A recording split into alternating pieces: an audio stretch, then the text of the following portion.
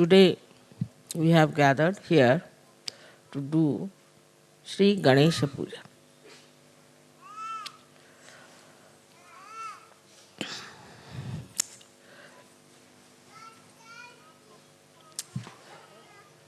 The first deity that was created by the Adi Shakti was Sri Ganesh. Because it was necessary first to create the deity of principles. The deity of principle in the sense that whatever is created, whatever is there, has called bhava, whatever has been so far created, up to human level, everything had to be through the implanted mechanism of energy. Otherwise, nothing could have been created.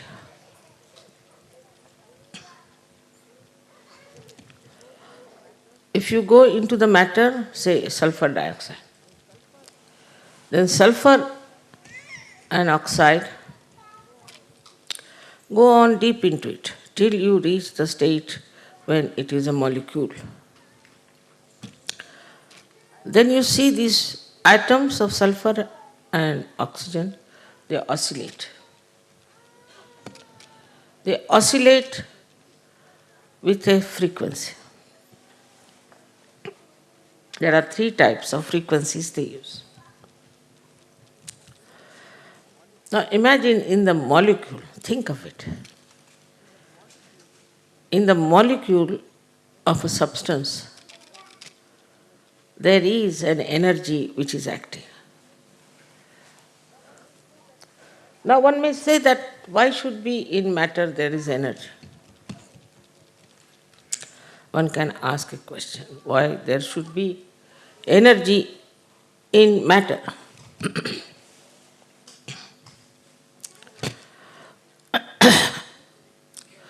If there was no energy in the matter, how can you have all chemical compounds? Who pushes them? Say you have sodium chloride. Sodium and chloride are attached to each other.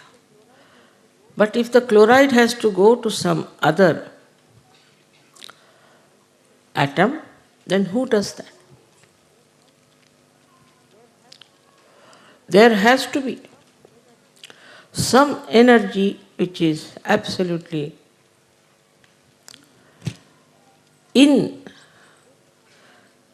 built into matter. Now we may say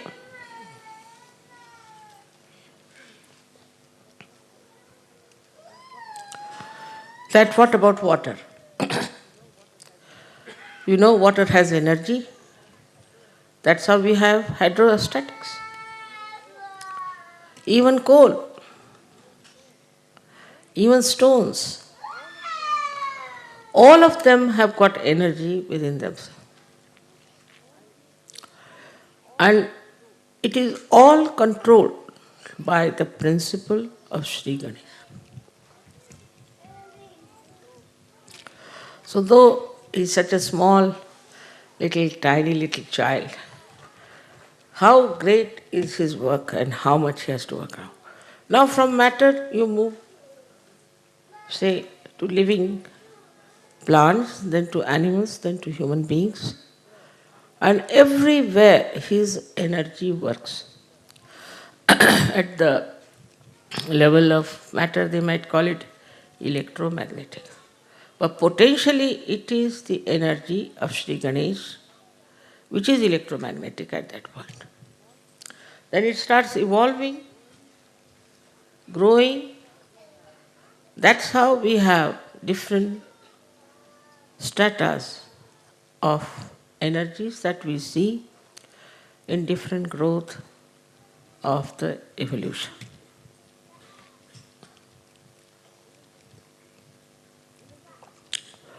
In the human being, it exists, as you know, as auspiciousness, as purity, mainly the innocence. So the power of innocence is such a guiding factor. There's a difference between ignorance and innocence. If you are innocent, then to you, nothing is important except for love.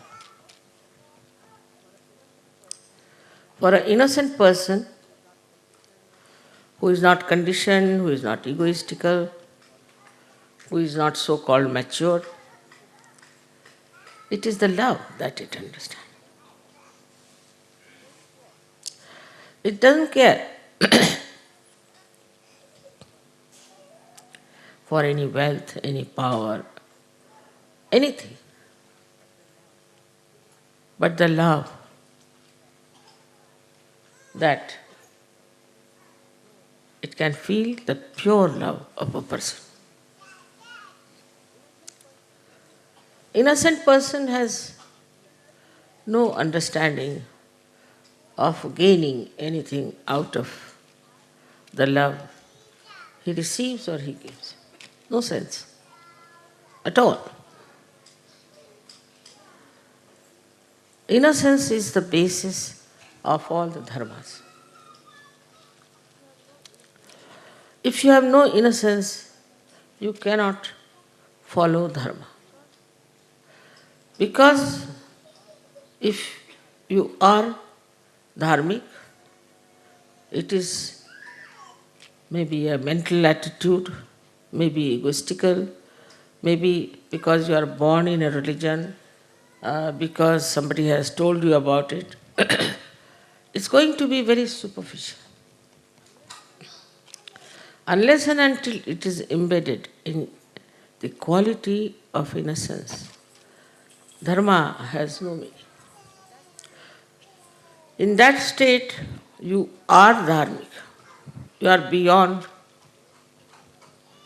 any thinking about it, of any deductions about it, but you are dharmic. You cannot be a dharmic. You cannot be. As if the manifestation of innocence is morality. Once Sri Ganesha is awakened, I hope he has been awakened in all of you. And if you respect him, just respect him, then automatically you develop a sense of morality. I don't have to tell you. I don't have to explain to you. You just become moral. People who have seen you are quite amazed and said that, how is it that their eyes are fixed, so innocent, without any lust and greed? Is the light of Sri Ganesha from the back agya, front agya, is Jesus Christ, who is the manifestation of Sri Ganesha.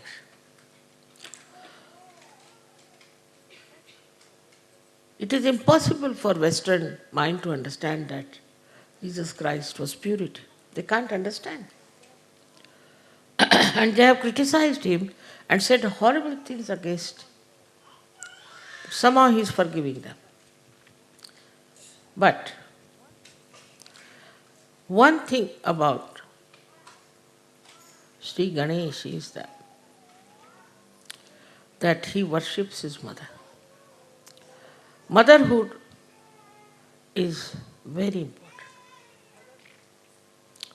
Motherhood in the women, motherhood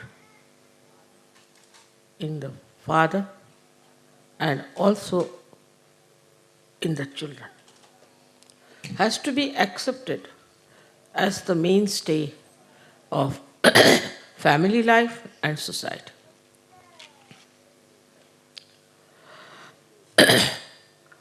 The ordinary life of a human being,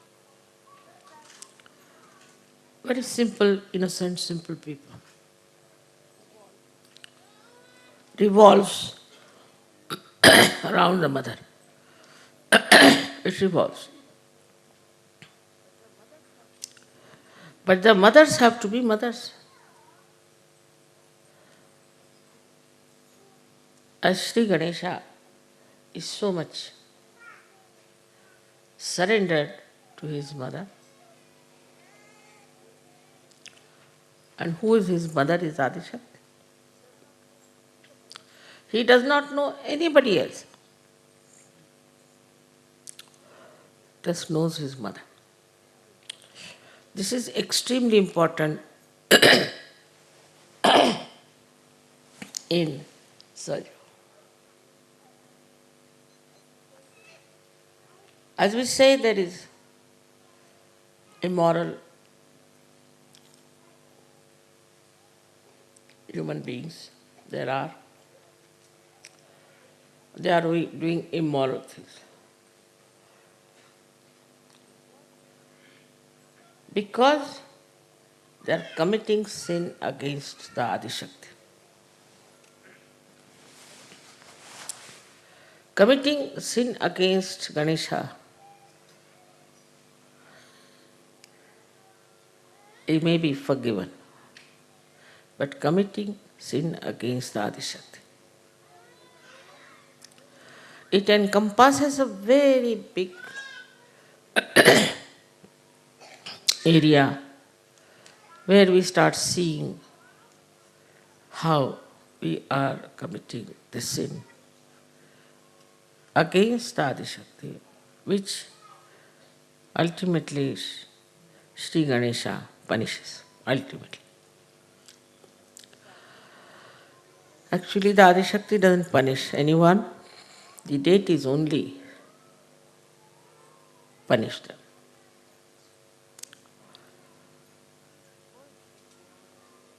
First and foremost thing that is to be understood, that innocence should be respected.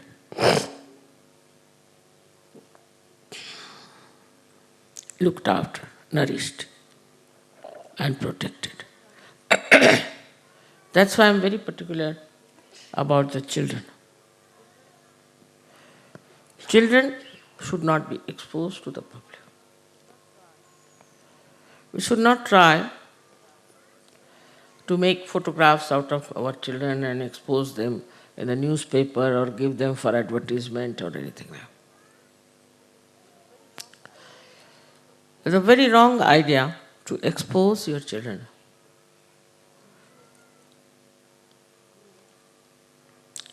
To gain some money out of them, in any way, in the smallest way also, because we are selling the innocence which is invaluable, writ large on the children.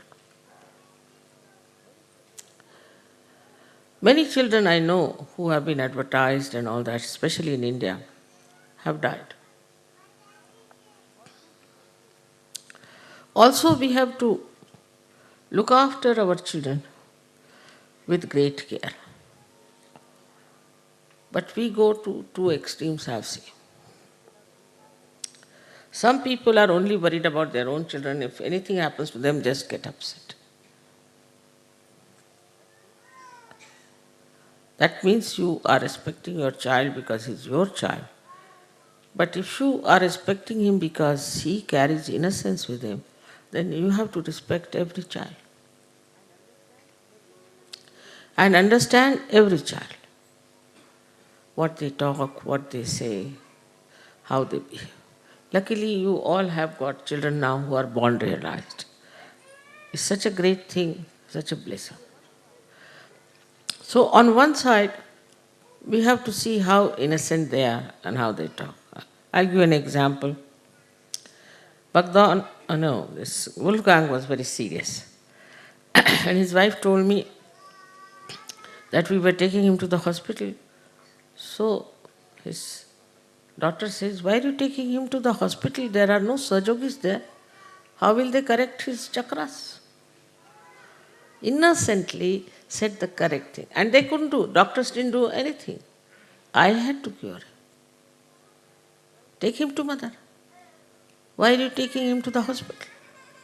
They see the right point and say the right thing because they're innocent, and innocence means they have pure attention. Pure attention for anything you need. Say music, for art, for anything you have to have pure attention. And that comes through your innocence. Say a person who is an artist and who is very money oriented, say for example, a person who is doing some paintings and all that. His art cannot become eternal art, cannot. That's why we see in modern times whatever art is created, it just comes and goes. It has no eternal value. Same with the modern music that they are having. The same thing is happening. It comes and goes. And no one knows where it has disappeared. Behind it is money orientation. And that money orientation results into a kind of a creation which is not perfect. All creations which were dedicated to God in the olden times are being today very much respected, and people pay a lot of money for that. Maybe at that time the artist must have suffered. But they understood, innocent artists understood very much that if we have to express, we must truthfully do it, not to please the people, not to please anyone, but to please God. As you know that Michelangelo had a big fight with this Pope here because he couldn't tolerate nonsense that was coming from the Pope. All the artists always have been fighting, real artists. So this innocence also gives you a power of self-understanding. You know where you stand. A person who is innocent knows very well that he is standing on the pedestal of virtues. He should not give in to all kinds of nonsensical things which are very popular, maybe fashionable, maybe accepted. For what? For what are we going to sacrifice our innocence? What is our gain? Maybe some people are too brilliant and they may try to show off with their brilliance for a short time, but they don't remain in the eternal history. They go as egotistical people or as very dishonest people. Nobody respects them. So there is a big attack on the innocence of people. Big attack. First it comes from children.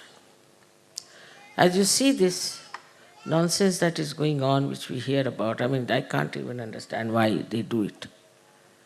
They do it on children, these funny attacks of abusers. It's just because they want to kill the innocence. Perhaps those who do it have no innocence in them, And they don't want the children to have innocence left in them. Otherwise, in India is something we can't understand, really, we can't understand. But it is becoming much more prevalent, much more fashionable now, because there is definitely an attack on innocence. Not only on children, but even on people who are innocent. Because those who have deliberations in criminality, in all kinds of sinful act, will never, never try to protect innocence. Never. Because the juxtaposition is there. They are doing something which they think is the best. I don't know if they think that way, but I don't know what justifies their behavior like this, is to attack the innocence of children. In so many ways you will find this innocence is being attacked. If your children are doing well, if they are studying well, somebody might try to catch hold of them. If some person they find is an innocent person, they will try to put him into trouble. The innocence is itself is such a power that it challenges the hatred, the abusive nature of people. First of all, we should see that how our conditioning takes over our innocence. It makes you extremely ritualistic. Even in SahajaYoga, I have seen, I have heard also, that people are extremely uh, where is it? Ritualistic. Now the ritualism is like this, that you have to say something 3 times, you say 3 times, 7 times, like tied up people. I have seen some Sahajogis like that. And some Sahajogis, I think they must be bhutish, get frightened with me. What is there to be frightened of me? Because they are bhutish, they are getting frightened. Otherwise, why should you? I love you all, and you won't find a greater mild guru than myself. I don't think so. But they are afraid. Even if you look at them, they'll not smile, they'll be afraid. What wrong have you done? You have become Sahajogis. They are so ritualistic in everything.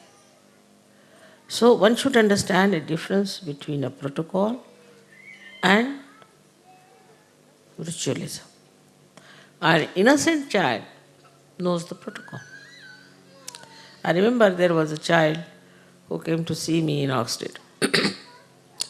And I said, let's go upstairs. So it was a small little staircase of wood. He said, what? Is she going to go up without a red carpet? This came into his head. You see. So for children, you see, innocent children, the worship, everything is not ritualistic. It is heartfelt. You feel it from the heart. How to do the worship. How to show your love is very sweet way an innocent person does it. While a person who is very ritualistic, he may even beat another person because, why did you do this? You should not have put camphor in it. Why did you put the camphor? So it's very wrong. There's nothing wrong. If you do it with your heart, with your open heart, innocently, anything is all right. It is the open heart which is necessary, not the closed heart. Why did you do it? Why did you do it? Where did you sit? What happened? Nothing. Now you are in the kingdom of God. And here there are no such rules and regulations that you should be ritualistic. But everything has a double style. Now I say you need not be ritualistic. So, once I went into an ashram, I found everything was just like a pigsty. I said, what's this? Is this an ashram? Or what is it? So they said, Mother, you told us that you have to be innocent and you don't have to be ritualistic. So we thought, throw all the things wherever you feel like, what is there to be ritualistic?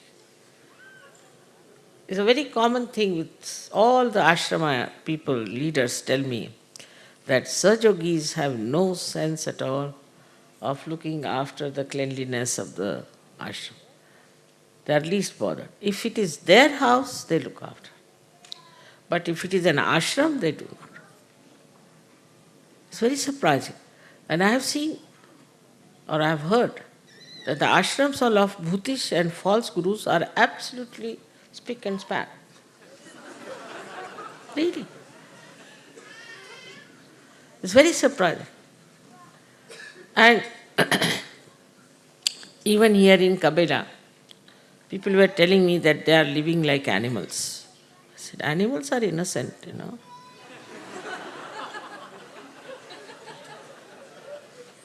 You go into a jungle now, I don't know, we are going to take you this time, into a jungle. You will have no smell, no horrid things to see, nothing. It's very clean, spick and span, all the time. But you put one human being, you will immediately know there has been a human being. They have their own systems of keeping things clean. Even the tiger, who is an innocent thing, up to animal stage you are innocent. He has his own styles. I don't know if you know about a tiger or not, but a tiger will kill an animal because he has to eat after all. He's supposed to only eat animals, he doesn't eat grass. What to do? He's not a vegetarian. God has made him like that. So he accepts. Now he goes and kills the cow or anything. Then he leaves his kill there for the blood to ooze out. Nobody will touch that. Nobody. Because he is really the king, not out of fear, but a protocol. Then next day he goes, he eats, then his family eats and all that, and finished for the whole month. They come out. Then the lower animals start going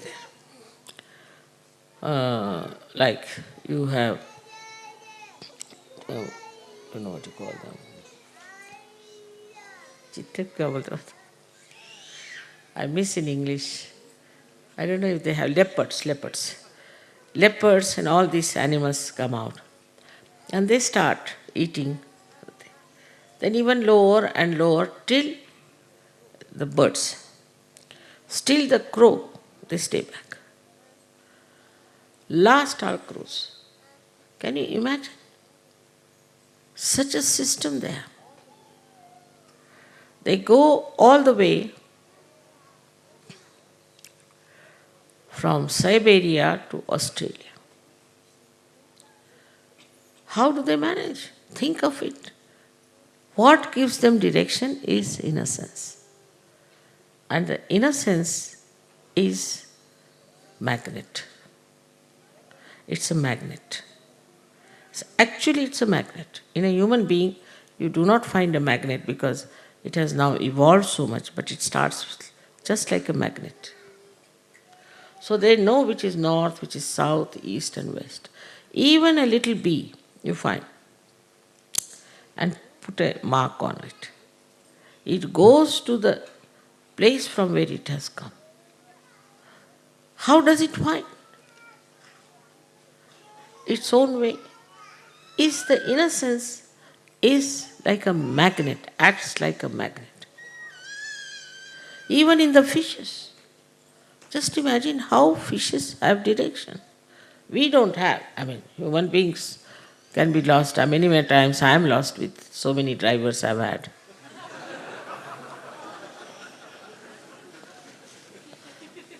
So many times I've been lost.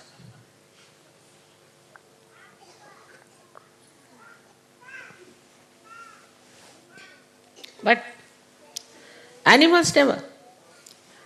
You know, if you take a dog and you don't want the dog, you leave him about, say, 50 miles away, he'll come back.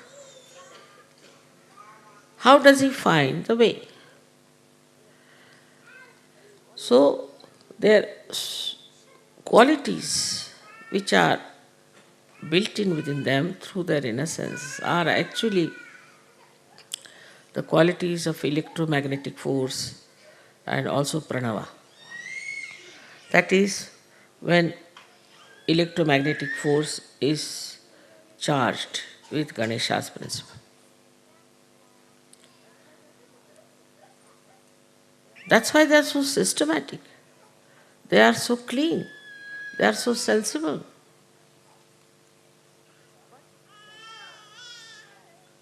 But they are not ritualistic. They are not ritualistic. Whatever God has given them, they have accepted, they are bound by that.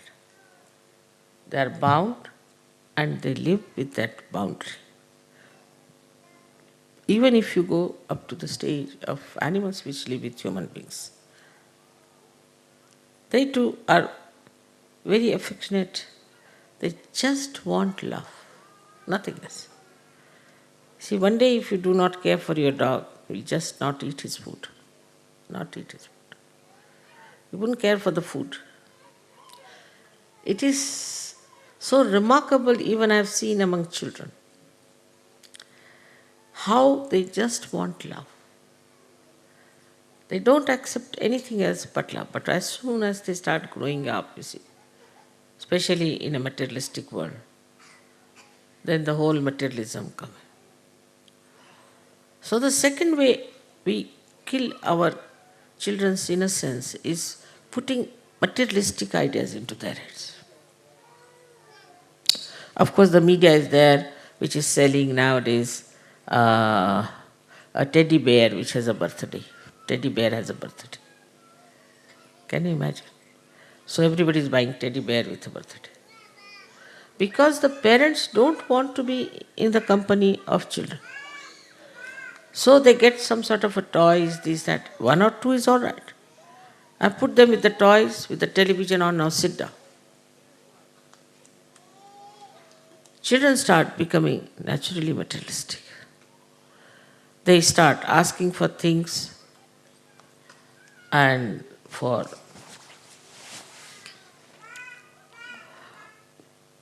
demands of such kind that sometimes one is surprised.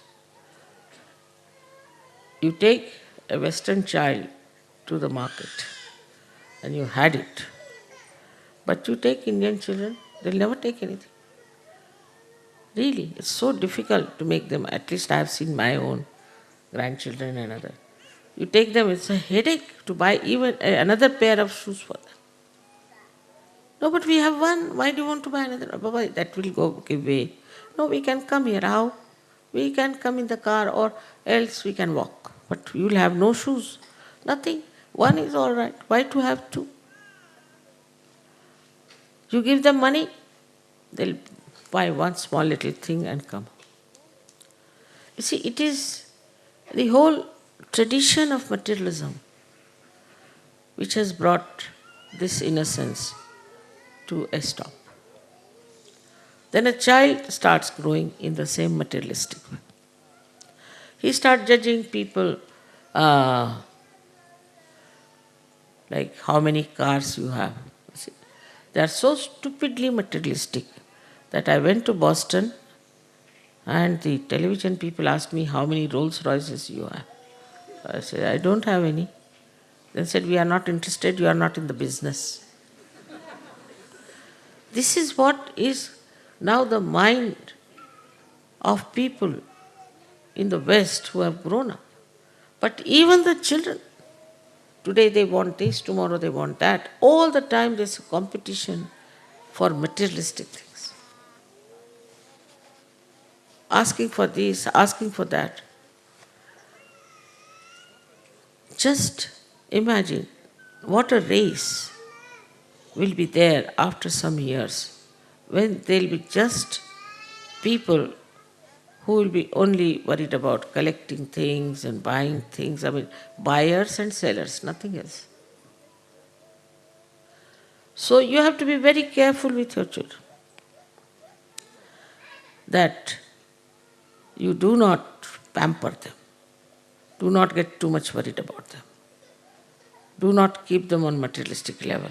Find out. If they are going on a materialistic level, bring them down. It's very simple to do that. And one has to work it out because we have to save our children and their innocence. Now for the other Sahajogis who are grown up and who are very mature.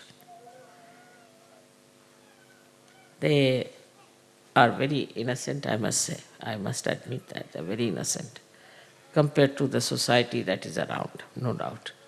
One has to really admire the way they have become so innocent, the way they are understanding this divine music and all that is really creditable. But still,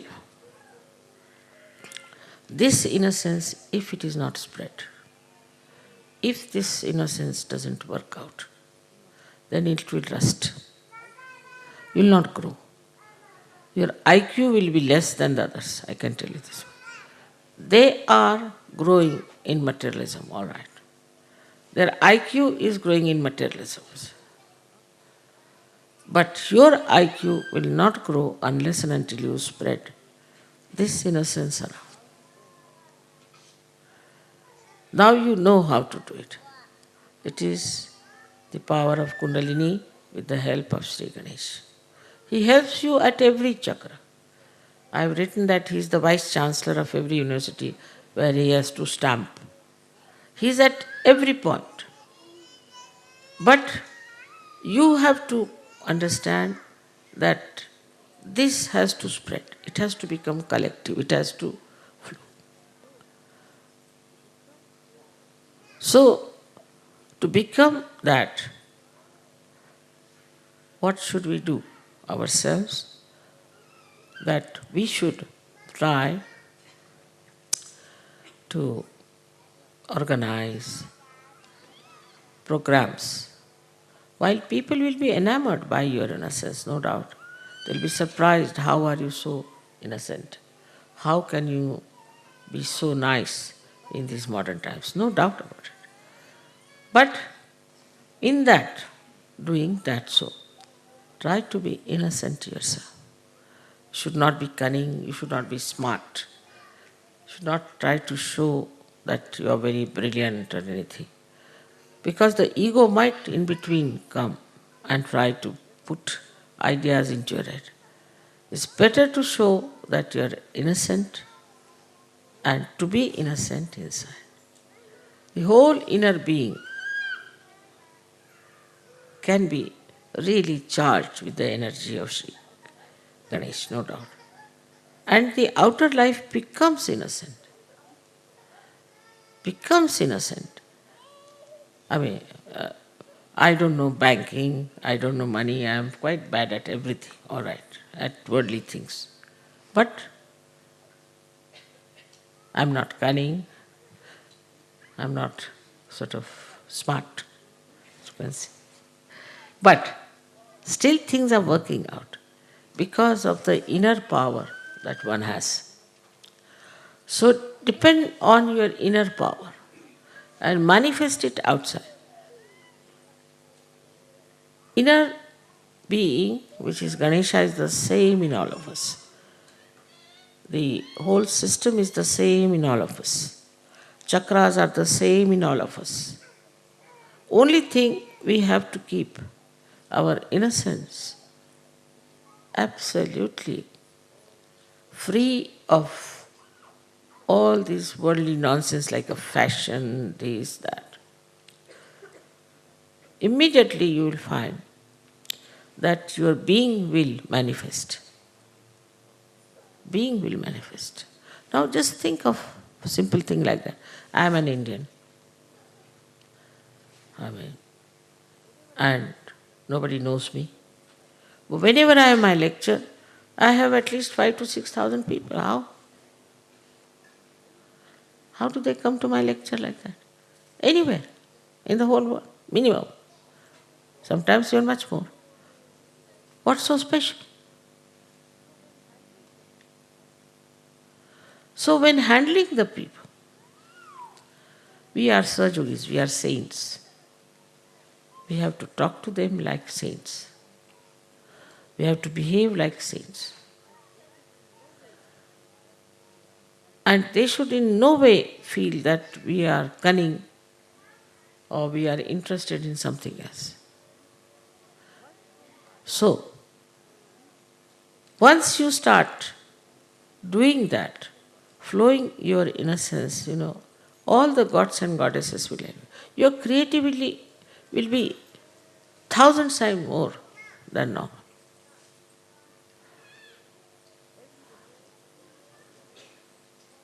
Everybody has to think how we are going to spread it. Like I was happy to know that in America, of all the places, they have got hold of the senators. Very good at it. Let us see if it works. So we have to find out all the ways and methods and all the styles which will behove a saint, not a politician or these days, of course, all the sports people are heroes. If you want to become a hero, you become a sportsman. Not like that, but like a saint. And saintliness is respected, whatever may be the situation. Whatever may be the situation. Whosoever may be facing. Recently, when I was in Kiev, the leader's wife told me that, Mother, we had that old car of yours which we sold. We got so much money that we could buy a new car. Then we went to the factory to buy the new car. And they bought it. So outside the factory there's a mafia. Nowadays I think the Sicilians have reached there. So the mafia was standing outside. And they said, you have to pay so much money to us, in thousands. So they said, we have no money. Why? What do you do? This was his wife. She said, we meditate. Really? So you have no money? No. What about your children? They also meditate. She so innocently she was talking to them. They said that we saw their faces melting down. They said, all right, go. They forgot that they were supposed to get money out of that. Or they take the car. They confiscate the car or take the money. They said, all right, go. They told me this story. So, your simplicity always helps you. Your innocence always helps you. And it has such an impact, such an impact. I tell you that a personality, what we call in Sanskrit is a vigraha. Vigraha means a personality which has a coefficients. The person who is innocent has such a great coefficients that it can charm anybody. But first and foremost thing, that we have to be innocent. Not to so much worry about money, not to count everything, not to worry about food. But this is not to be done with deliberations, but innocence. Where you sleep, what you do is not important to a saint. It lives the way one has to live. Because his nourishing point is innocence. And he doesn't get angry, he doesn't shout at people, nothing. Of course, at booths it may. be that he has to shout like Christ did. But otherwise, he is a very peaceful, joyous, happy, humorous person. So today, at this puja, I would bless you with all the qualities of Sri Ganesha, except for his anger. May God bless you.